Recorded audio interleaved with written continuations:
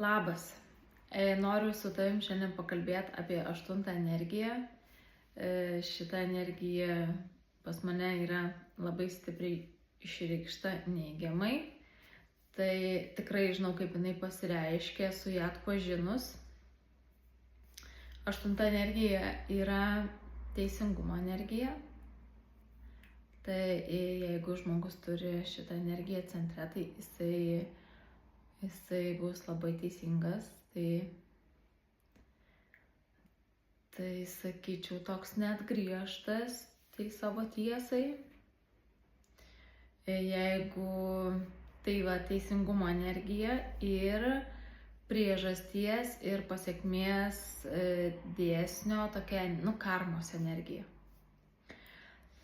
Tai kaip šita energija pasireiškia teigiamai ir neigiamai. Jeigu žmogus 8 energiją išgyvena pliuse, šitą energiją išgyvena pliuse, tai labai teisingas žmogus, toks už teisingumą, supranta, kaip viskas vyksta šitam pasaulyje. Supranta priežasties ir pasiekmės dėsnį, tai karmos dėsnį. Supranta, kad jeigu kažkas vyksta, tai vyksta ne be reikalo. Ir užduoda savo klausimą per sunkias situacijas, nes pati šita energija 8, kaip ir numerologijoje, tai jinai yra tokia sunkia energija, karmos energija. Tai pagrindinį klausimą išgyvenant pliuse užduoda žmogus savo, ką mane šitą situacija moko ir ko aš galiu iš jos išmokti.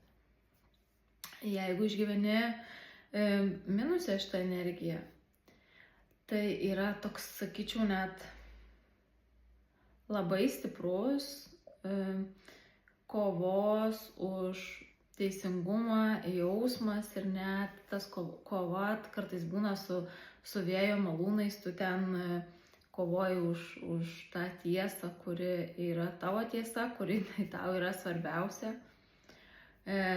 Kovoji už tai, kaip tu suvoki pasaulį. Tarkim, tau atsitinka kažkokios sudėtingos situacijos gyvenime, tai tu nesuvoki tos priežasties ir kad ta situacija yra pasekmė ir tu klausi, už ką man, kodėl man taip, kodėl ir vėl man, nesusitvarkai su tais gyvenimo sunkumais ir tu nesuvoki, kodėl tau jie yra duoti ir ką tu turi įsisąmoninti, išmokti.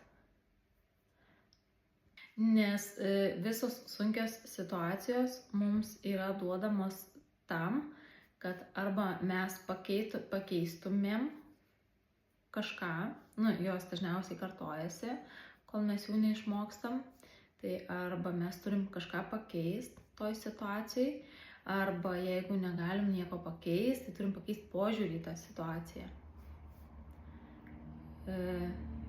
Šita energija 8, tai jinai tokia, jeigu, tarkim, ją neigiamai išgyveni minuse, tai jinai yra apie tą, kadangi yra labai stiprus teisingumo jausmas ir tu galvoji, kad tu žinai, kas yra teisinga šitam pasaulyje, tai tokia yra labai stipri vidinė kančia pas žmogų, nes jisai galvoja, kad pasaulis yra neteisingas.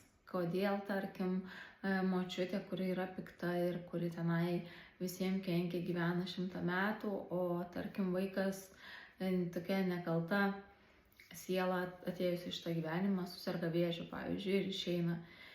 Ir labai kenčia dėl karo, dėl kažkokių neteisybių pasaulyje. Tai šita energija minuse, jinai susikuria labai savo daug tokios vidinės kančios.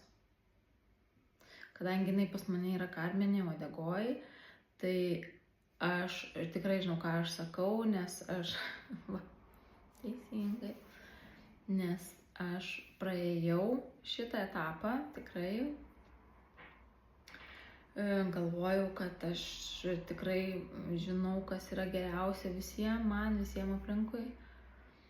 Ir nieko aš nežinau, nei tu nežinai, kaip duota žmogui kiekvienam, taip jisai ir tvarkysi su tuo arba nesusitvarkys.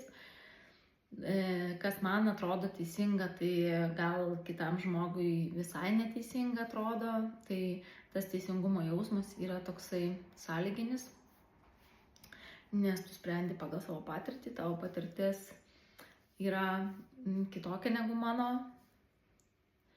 visų mūsų skirtingos patirtys, skirtingi gyvenimo modeliai. Ir aš manau, kad vienos tiesos nėra. Net ir tų, kurios yra nustatytos kažkokios vadinamos socialiai priimtinomis.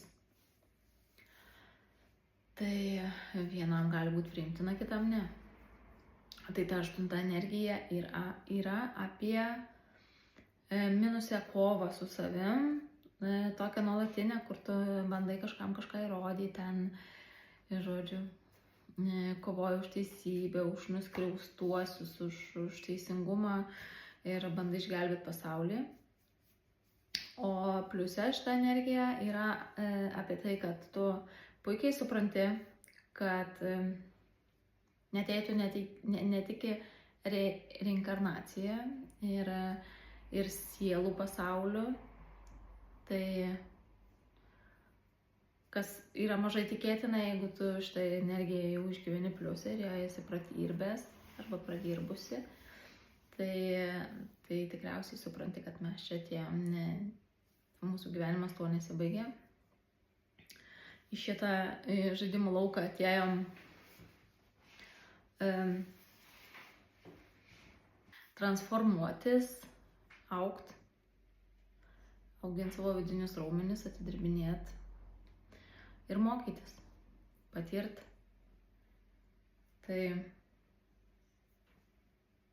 Tai pliuse šita energija gyvena be kančios, nes suvokia, kad viskas turi priežastį ir pasekmę. Net, tarkim, šiai dienai, kas vyksta pasaulyje, tai niekas nežino priežasties, kodėl visą tai vyksta, bet visi matom pasekmes. Tai tiesiog 8 energija yra apie teisingumą ir kovą. Arba kovą su kančia, arba kovą už pasaulį, arba kovą su savim, už tą nuolatinę transformaciją, kai tu suvoki, kad viskas, kas vyksta, turi teisę vykti ir viskas vyksta pagal Dievo planą ir kad viskas yra surėdyta taip, kaip turi būti ir priimi viską. Tai kai jau, jeigu turi 8 energiją, ypatingai karminė uodegoje ir vis dar kovoji, tai viskas su tuo yra gerai. Ateis laikas, kai tu suprasi ir apskritai apie suvokimą karminių ir transformacinių dalykų, tai yra kiekvienas žmogus ir kiekviena siela turi savo tempą, savo kelią ir negali tu kitam žmogui papasakot dalykų, tarkim, nuėjęs į priekį, kad ir kaip tu ten norėtum visą tai perteikti, bet žmogus turi pats suprast ir susivokti, patirt, išgyvent, išjaust, iškentėt, išsidžiaugt. Ir tada tik per savo patirtį supranta tam tikrus dalykus su laiku. Tai apie tą 8 energiją šiandien tiek. Ir smagu, kad esat kartu, planuoju kažkada gyvenime kažkokį tai savo gal kitą kanalą atsidaryti, kur išsamiau kalbėsiu, nes struktūruotai, nes dabar tai kalbu tik tai tą, kas tuo metu užplaukė. Tai va. Ačiū, kad esi kartu ir iki